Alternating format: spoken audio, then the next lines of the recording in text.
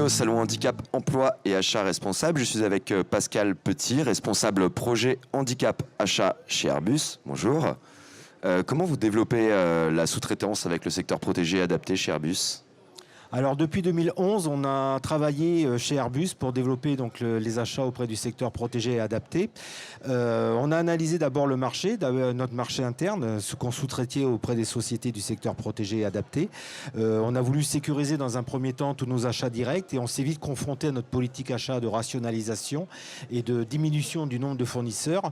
Donc nous nous sommes éloignés petit à petit du secteur protégé et pour continuer à travailler avec ces sociétés, nous avons développé et mis en place le contrat de co-traitance par l'intégration d'une clause sociale dans l'ensemble de nos appels d'offres qui permet aujourd'hui, ou en tout cas qui demande à nos fournisseurs de rang 1 de nous proposer un partenariat avec ces sociétés pour développer tous nos achats auprès du secteur protégé et adapté. Vous vouliez finir ? Non, je vous en prie. Vous allez participer à plusieurs conférences ici. Est-ce que vous pouvez me parler un petit peu des principales innovations et des services proposés par les secteurs adaptés et protégés ? Alors aujourd'hui, le secteur adapté et protégé évolue énormément, évolue dans les compétences, évolue dans son encadrement. Airbus, comme toute autre société, travaillait pour les espaces verts, travaillait pour la numérisation, l'impression, il y a quelques années, et on arrive un peu à saturation. C'est des métiers qui demandent l'évolution. Et aujourd'hui, grâce à la mise en place de cette fameuse clause sociale, nous avons pu ouvrir l'ensemble de notre portefeuille d'achat à ces structures du secteur protégé. Donc aujourd'hui, on réalise des activités techniques, de prestations, de logistique industrielle, logistique administrative. Nous avons même des sociétés qui réalisent des activités, des pièces avions qui volent aujourd'hui sur nos programmes A320 et A350. Et nous avons beaucoup développé aussi tout ce qui est IT et engineering, donc informatique et travaux et support engineering, en développement, en test de produits, en test de logiciels. Donc aujourd'hui, l'ensemble de notre portefeuille d'achat est ouvert à ces sociétés et permet aujourd'hui d'avoir de l'innovation, d'avoir de la recherche et du développement et de pouvoir vraiment les intégrer dans notre chaîne de valeur. Et de quelle façon il se professionnalise ce secteur ? Alors ce secteur se professionnalise en interne déjà avec la mise en place grâce à l'UNEA de la GPEC, donc la gestion des compétences. Ça permet à tous les employés de ces structures de se développer, mais grâce à la mise en place de la co-traitance également, on demande et nos prestataires de rang 1 les accompagnent, puisqu'ils sont responsables des activités, les accompagnent à la montée en compétences, à aller chercher des activités à forte valeur ajoutée, ce qui les permet de les accompagner et de leur donner toutes ces évolutions en termes de métier. Les exigences en matière d'achat, est-ce qu'elles sont attendues de la même façon des sous-traitants et fournisseurs du secteur protégé et adapté que du secteur ordinaire ?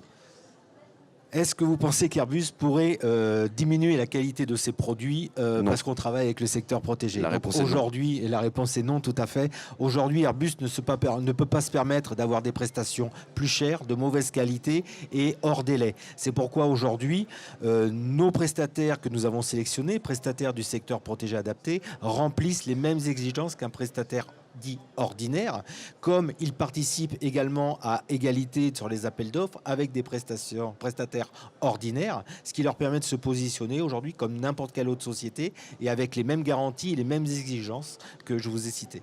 D'accord. Comment elle se situe la France face à l'international sur la question du handicap, emploi et achat responsable ? Alors la France est très moteur sur la question du handicap par rapport à ma connaissance du niveau européen. Hein. Donc chaque pays européen a ses propres obligations.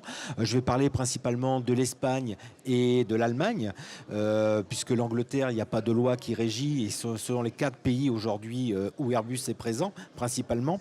Donc que ce soit l'Espagne, l'Allemagne ou la France, nous avons tous nos obligations d'emploi. L'Espagne et la France, on a des obligations également, on peut répondre par de la sous-traitance, contrairement à l'Allemagne.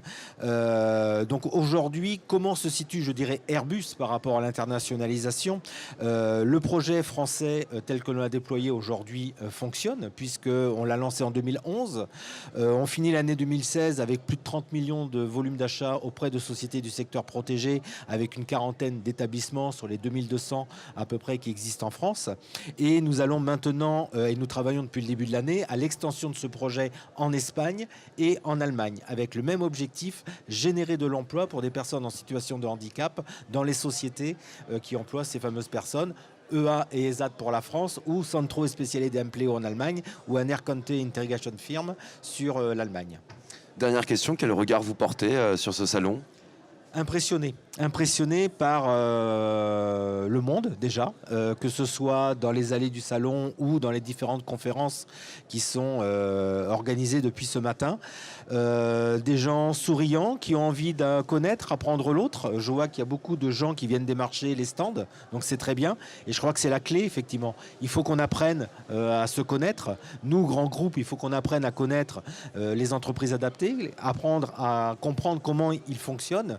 Et je crois qu'il y a tout intérêt, ce type de salon, de toute façon, peut nous aider à créer des partenariats et à travailler tous ensemble pour le futur.